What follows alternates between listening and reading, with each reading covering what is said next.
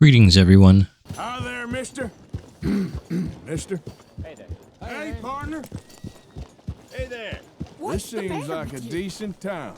Peace to you all. Welcome to another episode of Praiseworthy Reviews, where we go through video games to see if they're excellent and commendable.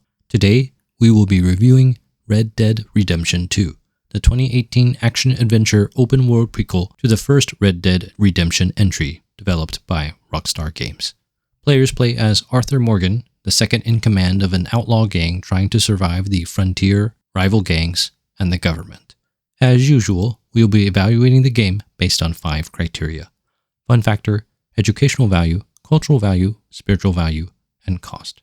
For context, prior to this review, I have played GTA 3, GTA Vice City, I have finished Red Dead Redemption, and I have finished this game to the credits. I want to state that this review assumes that you have played the first game and will make gameplay and story comparisons and references to the first game. So if you have not played the original Red Dead Redemption, my personal recommendation is that you just go purchase and play that first. Red Dead Redemption 2 makes numerous allusions to the first game, with the story expecting that you understand and benefit from the references. As far as the technical state is concerned, it generally ran fine for me, with no serious bugs, although loading often took longer than expected. So without further ado, let's jump in.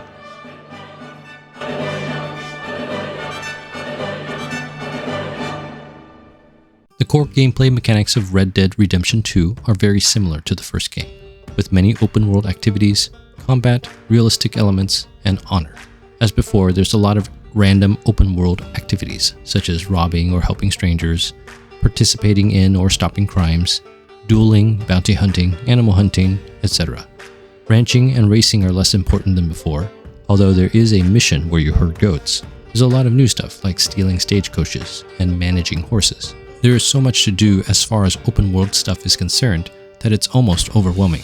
Just like in the first game, combat is still one of the core gameplay elements. There is still cover-based gunfights, although staying in cover seems a little less critical compared to the first entry, with enemies feeling less accurate with their aim, and with Arthur feeling particularly accurate with the aim assist, especially in motion. It feels easier and more cinematic to perform amazing shots, especially from horseback or in other situations where others are on horseback.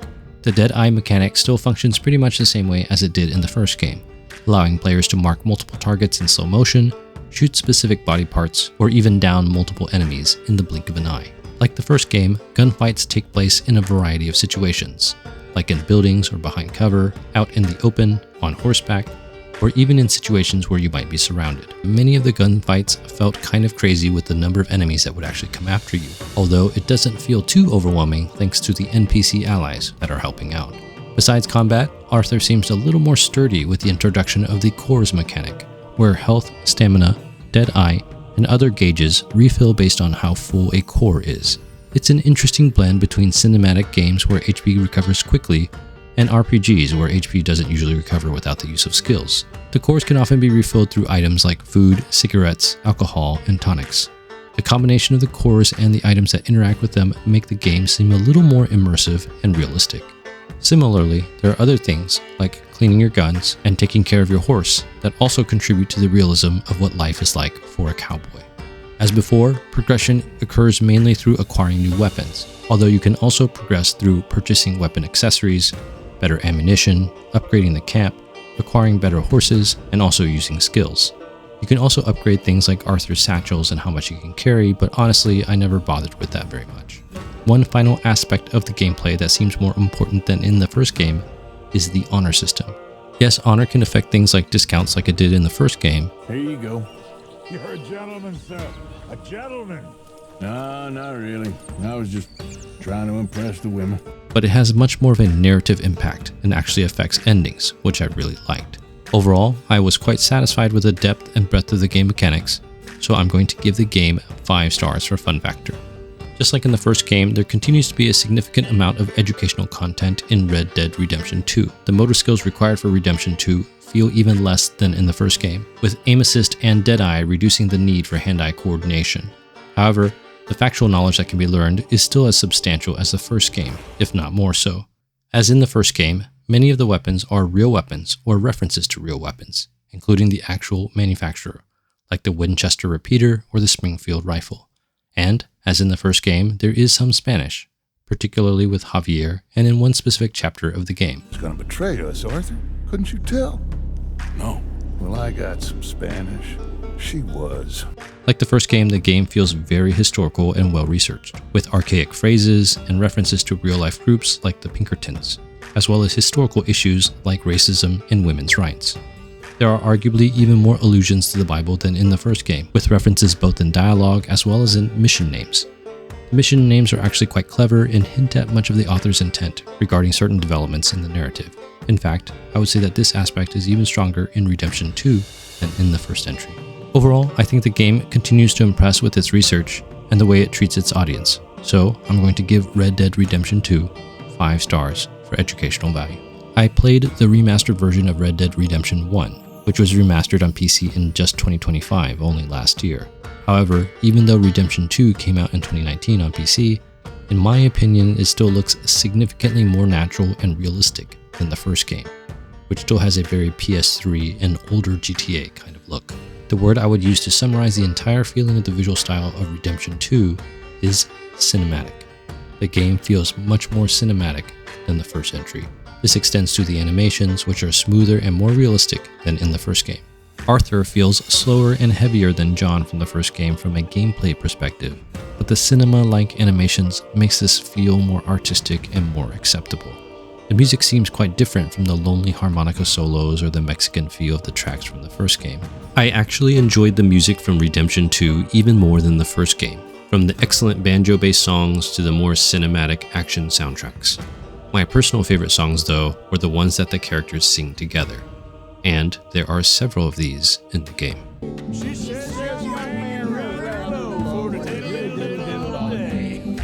That's quite a scratch you got there. Never thought I'd say this, but good to see you, Arthur Morgan. Roger Clark, the voice actor for Arthur Morgan, is somewhat surprisingly able to portray an even more likable protagonist than John Marston, who was polite in the first game but comes off as a little bit more surly and immature in this one. See? I told Dutch you weren't the right man for this. I'm sure you did.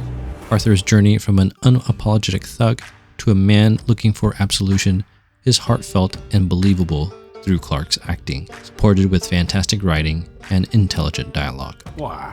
Because I'm your preferred nursemaid? Because you do what you say. Please. Okay, I'll take him in the morning. Thank you.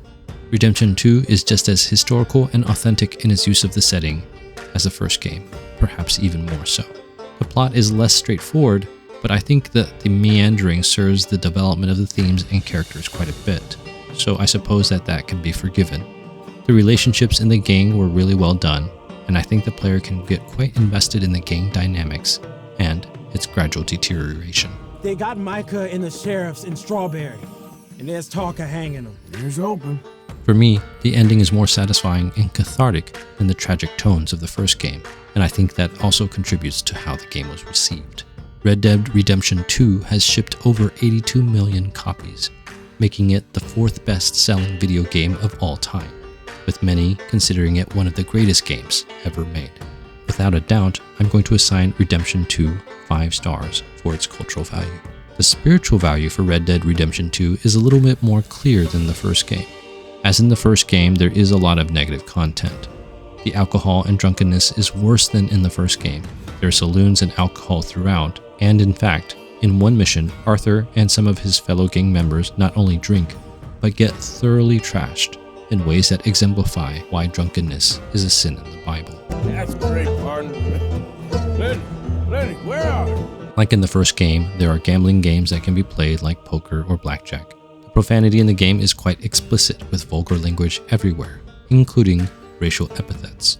The game doesn't shy away from violence, and in several instances, it shows graphic violence in cutscenes or in slow motion, including suicide and torture. Surprisingly, there feels like there is less nudity and sexuality in this game than in the previous one, where it seemed more emphasized. As far as positive content is concerned, I think the game is even more spiritual than the first, with possible side missions and conversations with Protestant reverends and Catholic nuns. The rights of women and Native Americans are explored with a little more nuance than in the first game as well. ESRB rates Red Dead Redemption 2 as M for mature, which is unfortunately still appropriate. However, the messages of the game are still biblical, positive, and arguably more emphasized in Redemption 2. For more analysis on the themes of the game, check out my biblical themes videos for this game. Overall, I think it's actually easier for me to rate Red Dead Redemption 2 5 stars for spiritual value than the previous game. The financial and time cost of Redemption 2 is pretty reasonable in general. For the time poor, the main story took me about 45 hours to roll credits after the 6 chapters and 2 epilogue chapters. For the time rich, there was still plenty of content to do even after rolling credits that I didn't bother to do, including a number of side missions for strangers or open world activities like hunting legendary animals or upgrading and progressing in equipment and skills. Red Dead Redemption 2 retails for $59.99 USD, but it can regularly be found for about 75% off, which I feel is pretty solid value. Overall, based on the content value, narrative accessibility, and asking price, I'm going to give Red Dead Redemption 2 5 stars for cost. I was initially skeptical about Red Dead Redemption 2's status as one of the greatest video games of all time, feeling that it was probably just nostalgia for GTA adjacent gameplay. And yet, Redemption 2 doesn't feel very much like GTA. With many of its narrative decisions, honor mechanics, and new gameplay systems, it feels almost like an RPG in terms of the narrative focus of the story and the sort of choice and consequence reactivity. To be honest, if you lot hadn't been here, I probably would have robbed him. Well, you did. The game does a great job of drawing the player in and getting the player invested in the downward spiral of the Van der Linde gang, and the subsequent redemption opportunities available to Arthur and John, while still allowing a lot of gameplay freedom. I don't generally like open world activities, and as a result, open world games, but Redemption 2 is indeed probably one of the finest games to merge this form of gameplay with a coherent and moving story. Based on the criteria discussed in the video, I subjectively assign Red Dead Redemption 2 the rating of priority purchase. That's all I have for you in this video. You live a good life now, you hear? Bless you guys. Thank you so much for watching. I really appreciate it. If this video blessed you in some way, please consider watching some of my other videos, subscribing, sharing the video with your friends, or sharing with me some of your thoughts in the comments below.